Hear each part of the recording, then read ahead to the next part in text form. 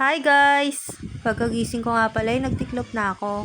Napansin ko nga yung snake plant dito sa kwarto natutuyot na. Ayaw kasi ilabas nung isa dyan. Pinagpipilitan niya nga na mabubuhay daw yon kahit hindi ilabas sa bahay. Paano mabubuhay yung halaman kung hindi nasisikatan ng araw?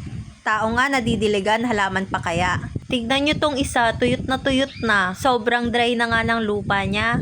Parang last na naarawan to nung last na punta ko pa. Kailan kaya yun? Parang sa pagkakatanda ko, 1 buwan na. Ako na lang talaga yung naaawa sa halaman. O ayan, sana mabuhay na kayo. Dito nga pala ay nagre-refill na ako ng dishwashing liquid. Inaalok niya ako ng mga biskwit, chocolate, at iba pa. Hindi naman ako nakain ng ganun pag umaga. Tinignan ko nga pala yung kaldero kung may kanin pa. Meron pa naman at yung tirang ulam kagabi. Kaya sinalin ko muna sa plato. Pagkatapos, syempre hugasan ko muna yung kaldero. Tinanggalan ko nga muna pala ng mga kanin-kanin.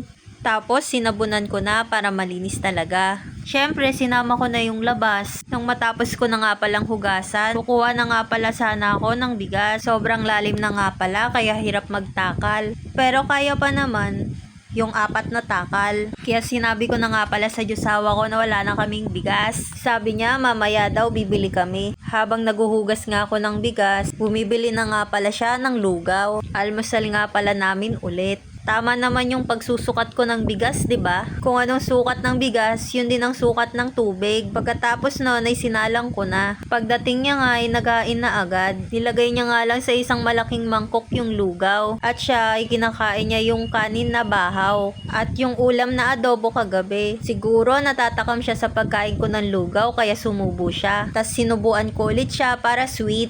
Pagkatapos nga pala namin kumain, naghugas na ako dito.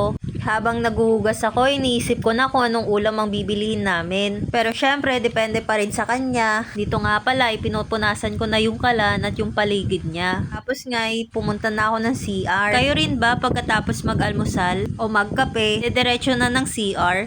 Ako kasi pagkatapos kumain, kumukulo yung tiyan ko. Pagkatapos ko nga mag-CR, ay dumiretso na ako ng kwarto. Inangat ko nga pala yung carpet, tapos winalisan ko na yung kwarto. Nang matapos kong walisan, binalik ko na nga pala ulit yung carpet. Ang galing nga isang hagisan ko lang ayos agad. Paglabas ko nga pala, may nakita akong tuwalya. Kaya kumuha ko ng hanger para isabit ito. Katapos naman, kinuha ko na ulit yung walis at nagwalis sa paligid. Tinaas ko nga muna yung basahan para siguradong malilinisan lahat. Sunod naman ay sa kusina. Ganon din, tinaas ko lang ulit yung basahan bago ko nagwalis. At pagkatapos naman ay binalik ko rin agad yung mga basahan. Syempre, kung nalinis na natin yung kwarto, yung kusina, hindi dapat natin makakalimutan yung sala. Inayos ko nga lang dyan yung sopa. Nusog ko rin ng bahagya yung lamesa para mawalisan. Pagkatapos ko nga magwalis, tumabi ako sa asawa ko. Ito nga, nag-uusap kami kung anong iluluto naming ulam. Dito nga, pinapapili ko siya kung nilaga o tinola.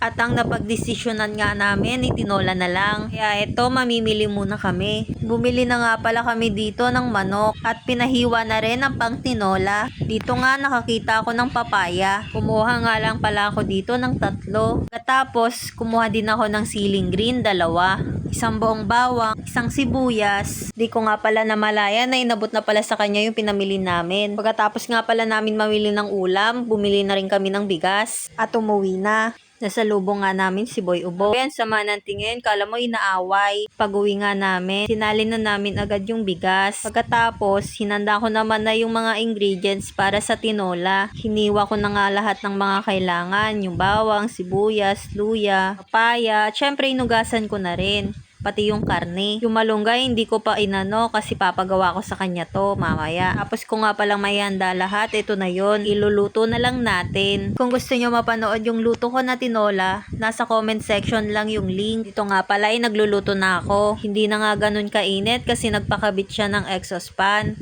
Kasi dati nung wala, sobrang init pag nagluluto kami, lalo na ng mga sabaw. Dito nga pala, malapit na maluto yung niluluto. Siguro mga 3 to 5 minutes na lang, luto na to. Nang maluto na nga ay nagsandok na kami ng pagkain. Syempre, kumain na din. Kasi 'di ba masarap humigop ng sabaw lalo na pag mainit pa to. At may sausawan pa kayong patis na may kalamansi at sili. Kahit anong sabaw mo nga i-partner tong sausawan na to, solve na solve ka eh. Baka nga hindi ka mapaisang rice.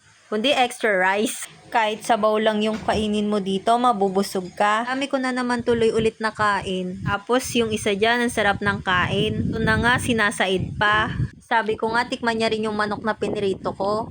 Ayun nga, literal na tikim lang. Pagkatapos nga palang kumain, ay nagugas na siya ng mga pinagkainan.